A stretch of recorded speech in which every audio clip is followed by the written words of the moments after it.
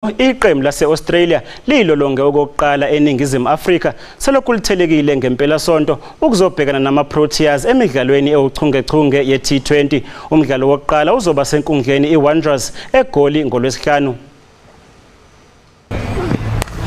laseAustralia ligcina ukutheleka eminyakeni emibili edlule ukuzodlala eNingizimu Afrika zikhona izigameko ezanyusa izinhlonze ngaphandle nangaphakathi enkundleni. Ekugcineni iNingizimu Afrika yanqoba iseries ngo-3-1. Kepha ke okwaba indaba egudwini isigemegeme sabandakanya obengukapteni weqembu Steve Smith kanye noDavid Warner esaduma ngele-sandpaper gate ngenxa yokuzama ukwenza umkhonyovu ebholeni ukuze livune bona.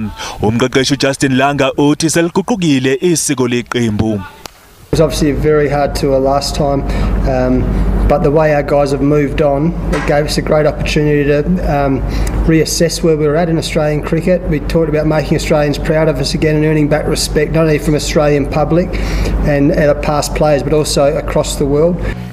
I-Aussies yagcina nyakenye ngoLwezi ukudlala i-T20 ibhekene nePakistan yanqoba ngo-2-0. Ukapteni uAaron Finch uthi ezakhe zinokuzethemba kanti imidlalo yamaProteas neEngland bebeyibheke ngeso elibukhali. Quinton obviously taking over the captaincy and being so dynamic at the top of the order is something that you have to be wary of. You look at his record, it's outstanding. Le midlalo ewuchungechunge ye-T20 izolanywa eyosuku olulodwa ezoqala emasontweni amabili ezayo.